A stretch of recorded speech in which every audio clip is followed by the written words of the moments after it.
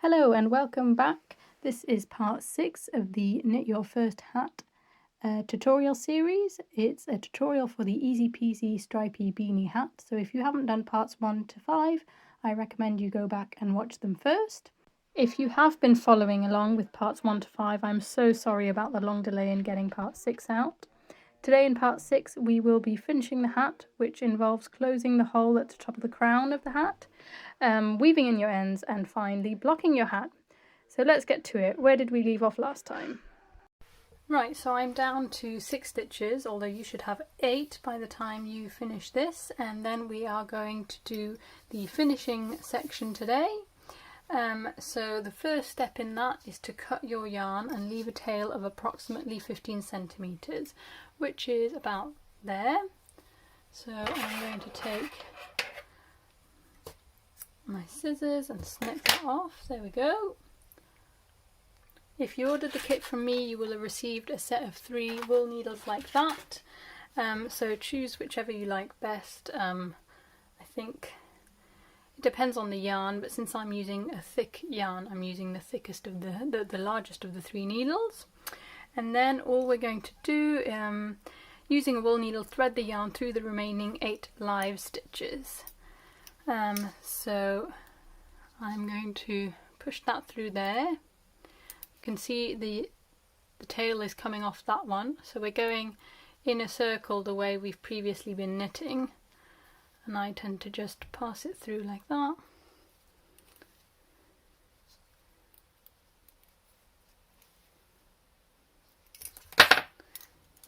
And through there. Obviously on this side you can pull it through like that if you like, so that you can drop it off the end. And there you go.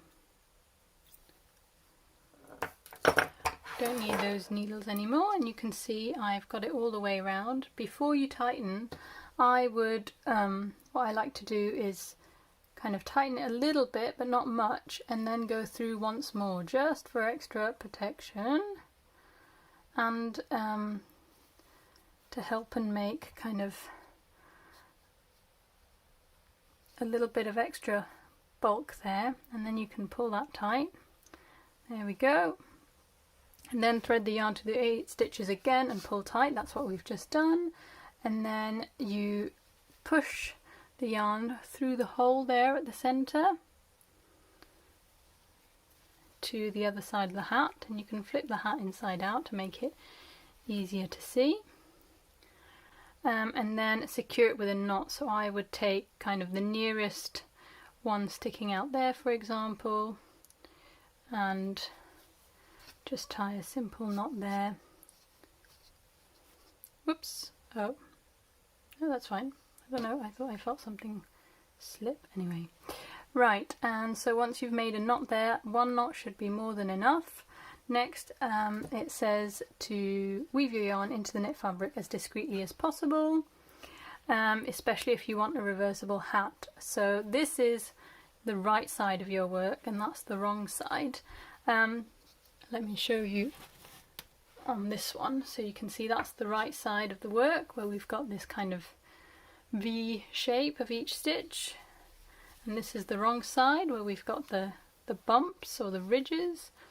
I think both look really nice in this case, but there might be a side that you prefer. That obviously looks more like kind of crisp rows, whereas this looks slightly more blended or graduated. I mean, I like either side, and that's why I call the hat reversible, but that's up to you. So especially depending on which side you think you want to wear it most on, you might want to weave the yarn in on the opposite side. I'm going to weave it in on this side today, so you can see my knot is there, and I'm going to choose to go into this one next to kind of nestle that knot in, so that it doesn't protrude as much. And then you can see I've just gone into there like so, so I'm going to continue that going round. So I'm picking, so you can see I've picked that, and it should kind of spiral out as you are weaving your yarn through always from top to bottom. And I wouldn't pull the yarn too tight because as you kind of, this yarn is less springy than the one that's in the kits, especially with springy yarn. As you wear your hat, it will kind of, as it stretches, the ends might hop out anyway, so even if you pull it tight, it doesn't really help you conceal it any better. So there we go, over, under.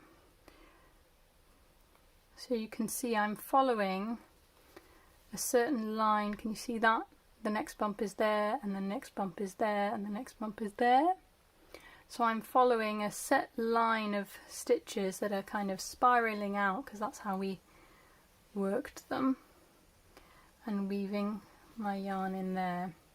And once you've gone around 2-3 times, you can cut the tail a bit shorter. I think I'm going to leave it at that, or maybe one more. There we go. And then I'm going to cut that yarn there as close to the fabric as possible, but of course don't cut your fabric. And then as you jiggle that around, that's become, I think, quite well hidden on either side. You can't really see a specific tail. And then you do the same with all your other ends. It is quite important with the colours to try and match the colours, because otherwise if you start weaving it in there, it will be more noticeable. So in this case I think I'm going to go into there with that blue, and I'm going to follow this ridge here.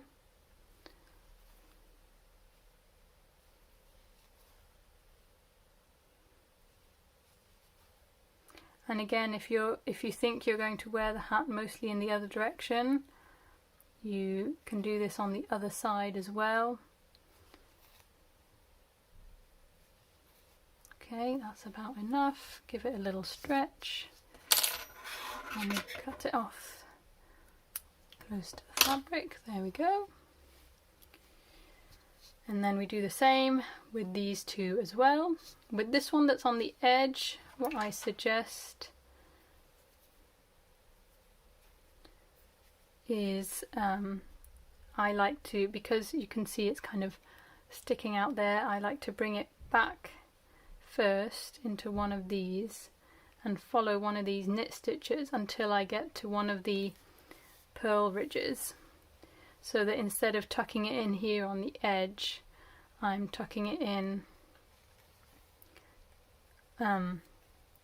after the ribbing, where it's easier because you've got one type of stitch all the way round.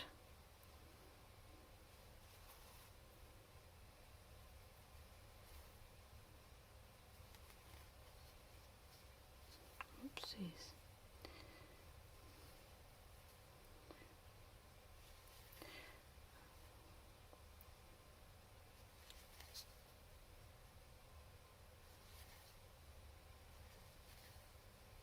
Okay, I must say that because this is quite chunky yarn, I think it's more noticeable than with this sort of yarn.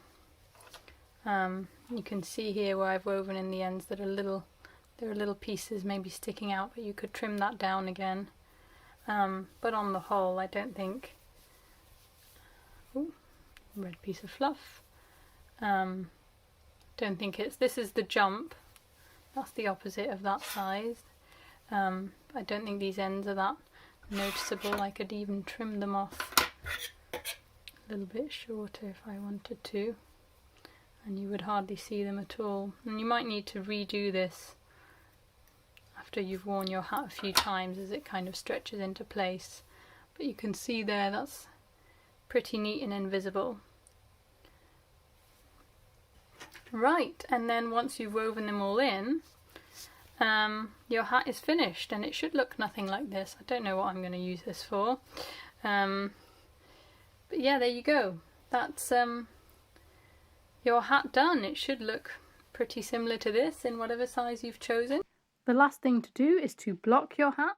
Blocking is a fancy term for soaking and drying your garment, basically. So as the instructions say, soak your hat in cold water for at least an hour, then squeeze the water out with a towel. Do not wring the hat out, lay it flat to dry. And that is just to kind of even out your stitches, especially if you're a beginner knitter. You might have some stitches that are a bit bigger than others. So wetting the hat kind of just allows everything to move around and settle in a bit and evens out your knitting by quite a lot. So I definitely recommend that. When you're lying it flat, if you want a slightly, if you try it on before you soak it and you think, oh, I wish it were a bit taller or a bit wider, you can also affect that when you block it. So after it's wet, if you kind of put pins in and were to, for example, hold it in place like that, so on a foam mat ideally, but any kind of surface that you can push pins into is perfect.